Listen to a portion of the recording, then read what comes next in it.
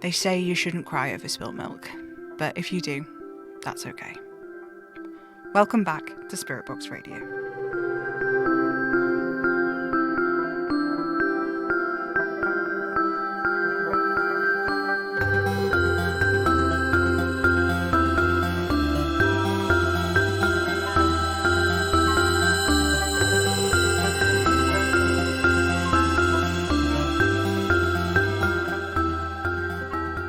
Hello, faithful listeners.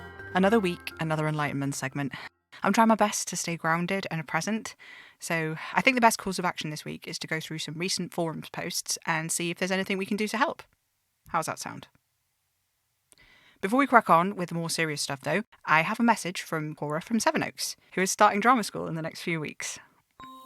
Hi Sam, it's been a while since I posted here as I've been really busy for the last year or so and I've been working on stuff. I wrote to you asking for advice about when I should start drama school not long after you started hosting the show, and you read some tarot for me and told me I should wait and apply for this year, so that's exactly what I did. At first, I was really nervous. I'm super eager to get going with my life, and I was worried that taking another year out between college and uni would feel like stagnating, but it's honestly been the best decision I could have made. I've been working with my local theatre since January, running workshops with kids from my area, helping them get into acting and theatre in general. It's been really rewarding because I actually fell in love with theatre during this one session run every summer holidays by the council. Working with these kids has been really hard, but it's helped me remember why I love acting and theatre so much, and now I'm taking all of this experience with me when I go to drama school. I'm starting in the next few weeks, and I can't tell if I'm nervous or excited, but I'm absolutely sure that this is the right time for me to go. Thank you so much, and lots of love. Cora from Sevenoaks. Very exciting, Cora. I'm so glad you got into drama school and that you've enjoyed taking the time you have before you go. I do love seeing things working out for people. I hope you have as much of a rewarding experience when you go away as you have over the last year. We're all rooting for you. If anyone who's listening to the show right now is about to embark on a big change of circumstances like Cora, remember that the whole community of faithful listeners is there to support you. Change can be scary, but that's okay. Remember that as frightening as it can be, your body is built for this. Every 7 years or so, every cell in your body has been replaced at least once. So even if your brain says, no, too scary, your blood and your bones are ready whenever you are. And it's okay to take it slow and take it a bit at a time if that's what you need, just like your blood and your bones do. Okay then, let's... Oh, I wonder who that could be. Sam, it's me. Kitty, hey! Listen, things are getting weird here. I need to know what you want me to do next. Weird how? Well, Indy and I, we've tracked down some more information about strife. It seems like the people in Prague and the ones in Sydney had their own stories about the redistribution. Right. What did they say about it? It's not clear. It's been hard to get hold of any writing they've all done, and being arcanists, their accounts often conflict, but the gist of it is they believe it will be some kind of fight to the death, that all of the followers of strife would come together and beat each other until they became one in the pulp or something.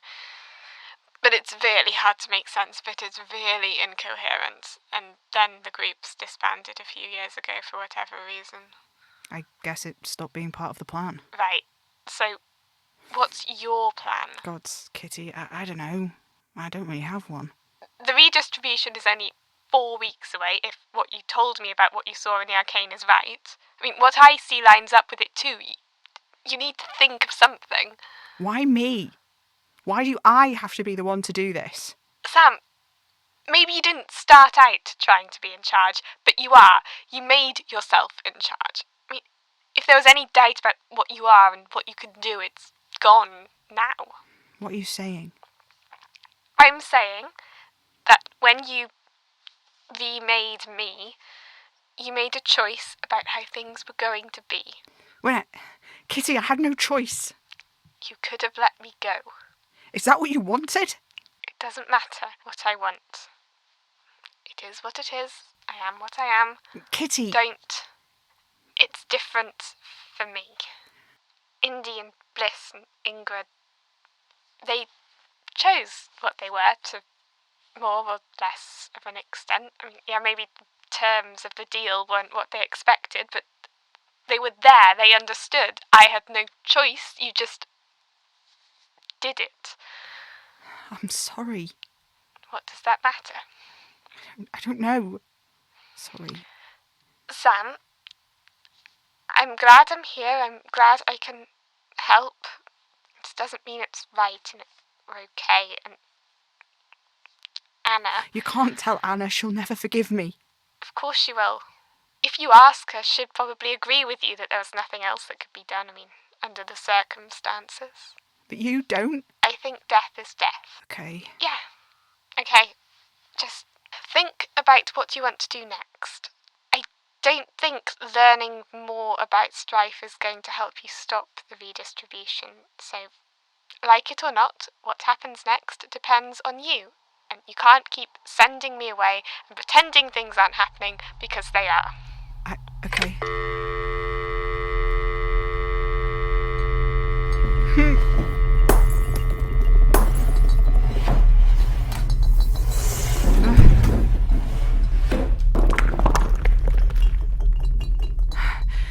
Oh no. Oh no. Anna's wall. What have I... Oh God, oh no. There are things in here. Bones, bits of human hair, a ring, teeth. What is this? A note. No,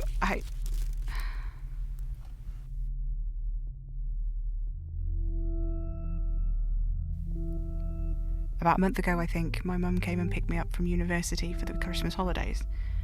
I was tired and we couldn't find a lift, and I had to carry all my stuff down 6 flights of stairs, so neither of us talked much.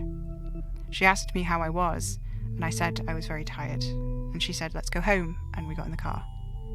I had this big duffel coat on, but I was still cold, even when we were in the car and driving, and I could hear the heating whir. The radio played Slade, then George Michael, then the news. Mum asked some questions, how I was, whether I'd made any friends, what the food was like in halls, whether I'd had dinner yet. I looked out of the window as we left town and joined the motorway. There was still leftover rain on the glass outside, and it blurred the cat's eyes as we passed. I know it's not surprising that I know what the motorway looks like, but I remember exactly how it looked that evening.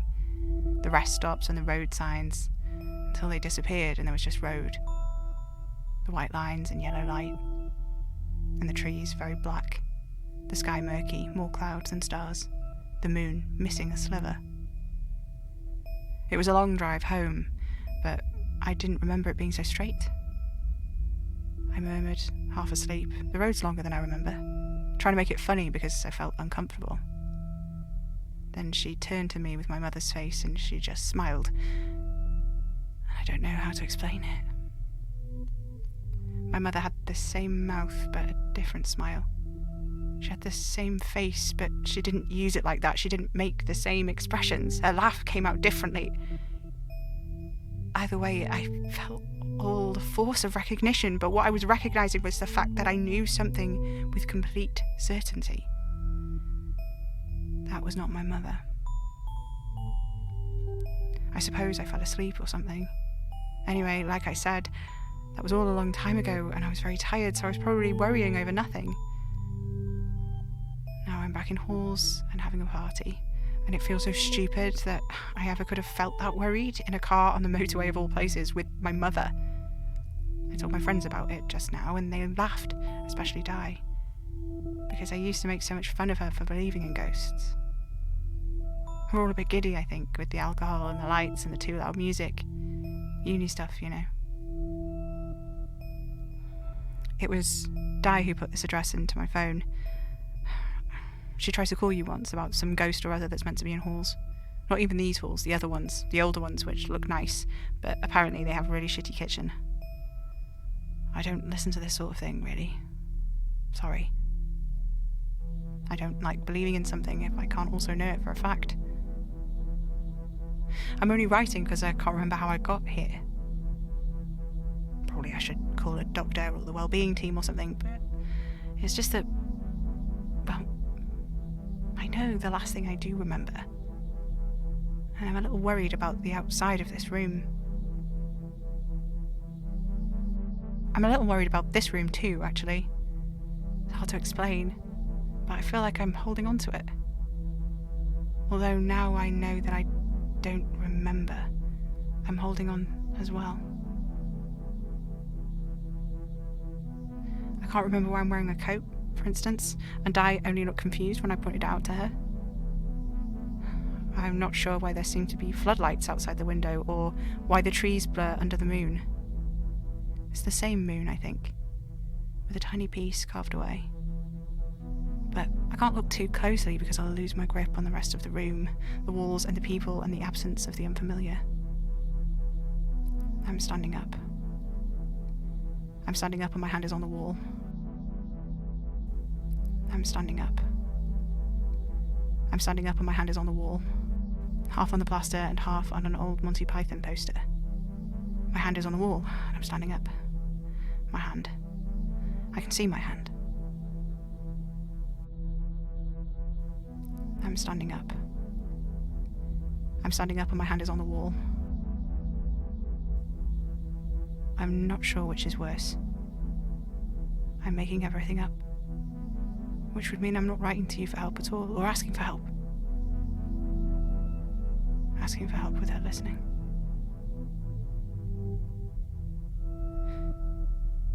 I'm standing up. My hand is on the wall, and I'm standing up. My hand. I can see my hand.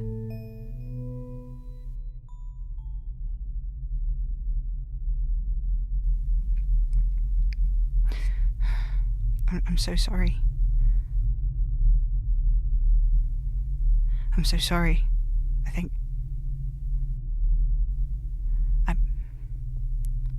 I think this is my fault. It's all my fault. Hello?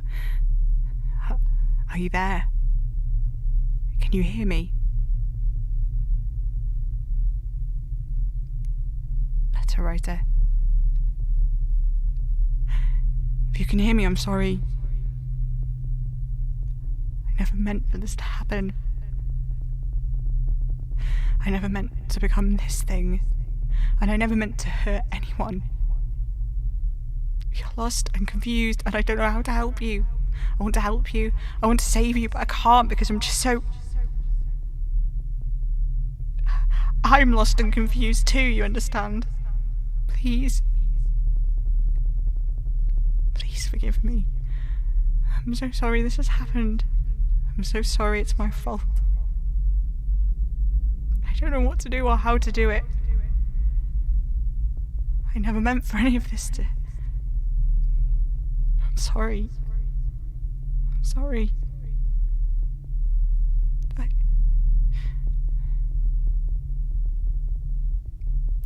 There's something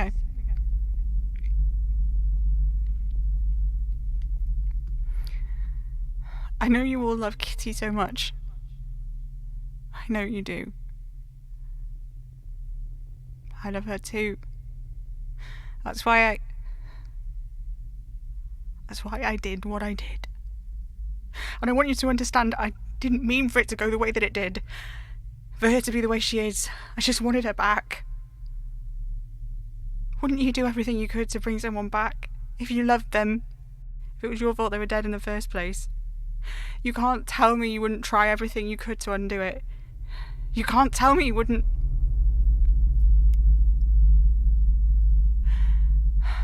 I am making excuses. I know. Maybe you already know, maybe I didn't. I couldn't bring her back. Not like she was. I don't even know how you would go about that. How could you? But the bits of her that was still lingering, her ghost, I could tie it all back to her body and use the arcane to stop it. So it would carry on. But, you know, suspended at the moment of death. I didn't mean for it to be. I didn't mean for... I wouldn't have. if I thought about it like I was keeping them as servants or something, if I thought of it as imprisonment, I wouldn't have done it. I wouldn't have. I give them the choice. I've given them all the knots. I try to. I think about it like it's all about vibes. If I just make sure I only keep them tied to me because they want it, then I know that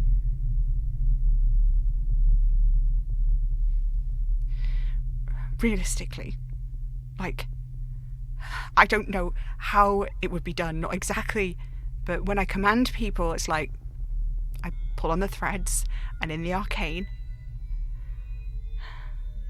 and when I brought Kitty back, when I made her one of mine, and I wasn't lying when I said I don't understand how I did it, because I don't, but I do know what I did, and it was tying the threads back together, the loose ends beginning to curl their way back into everything. I knotted it up into one of those big knots. It looks like a rose. I wasn't looking at it when I did it. I didn't see that it's almost exactly like what the man in the flat cap does. I didn't know, that what I was doing was making her like Oliver in The Sims. Not before it was done. Not until after. So I don't know how it works. But I think if I wanted it to happen, I could make it work, I could find a way to let them go, because based on all of that, then really, of course, if I let go of the threads, they could all be free. But it hasn't happened. And I'm telling myself it's because they haven't asked, but who am I kidding? I know they shouldn't have to. I should just do it. Right now, I should just do it. I should just unpick those knots, let them go. But I don't want that to happen, do I? So that's why I haven't done it. And I think if I tried, it wouldn't work, because it's arcane and it's about intention, and I don't intend to let them go.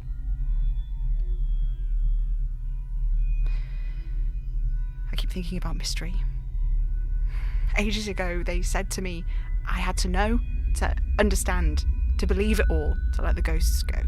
And they're right, I think. I need to know. And Katie's right too. I might not have intended to end up in charge or be very good at it, but it's kind of what's happened. And what I say goes, because, well, I speak and will be heard. So that's that. And I don't really know why, because I don't want to be in charge. I don't want to be commanding them. I don't want Major Arcana. I don't even want ghosts who are suddenly somehow tied to me. I don't want any of it. So why am I holding on to this? To them? Keeping them here like this? Indy, Ingora, Bliss, they all agreed to this, but Kitty didn't, and it's not fair. But I don't know what'll happen if I let go, do I? What if I let go and they die? Then it's my fault. Because I was supposed to do a better job. What? What am I supposed to do? Just let them go, even if it means dying? I don't know. I feel like that shouldn't be my choice to make. I've done what I can, I think. I try to be good about it. Beth doesn't even feel like she's for anything anymore. The Sins don't listen to me, which has to be a good thing. Look. Whoever you are, letter writer from the wall, please listen. Listen to me. You can go. You can go. You can be free. You don't need to stay. Please don't stay. Please don't hang on thinking it'll change or get better. Don't hold on for me. Please just go. Hey, this thread, here, it's you. I found it. I found you. I've got you. All right. You're all right. It's going to be all right. Just go. Please just go. I know what I am. I understand. I really do. I'm sorry. I'm so sorry. I didn't mean to hold on to you like this. I promise.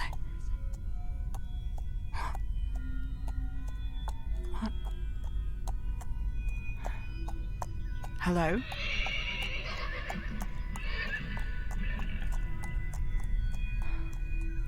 Gods, what is wrong with me? What in the hell is wrong with me?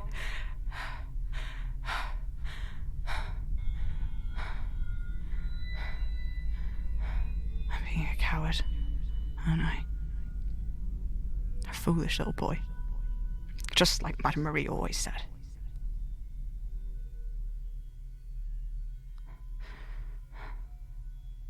I don't want to be a coward. I don't. So,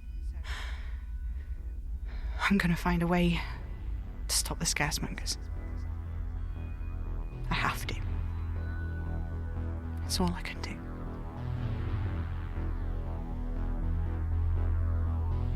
Faithful listeners, I love you. I'm sorry.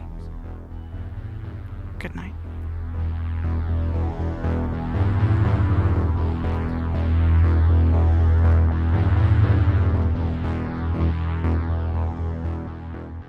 Spirit Box Radio is a podcast created by Pippin A. Remager for Hanging Sauce Studios. If you like the show, consider supporting us on Patreon at patreon.com/Hanging Sauce Studios and review us wherever you listen to podcasts. This episode starred Pippin A. Remager as Sam Enfield and Jessie Jeffrey as Kitty. The Letter in the War was written by Jessie Jeffrey. Spirit Box Radio is recorded in front of a dead studio audience. Tune in, get spooky.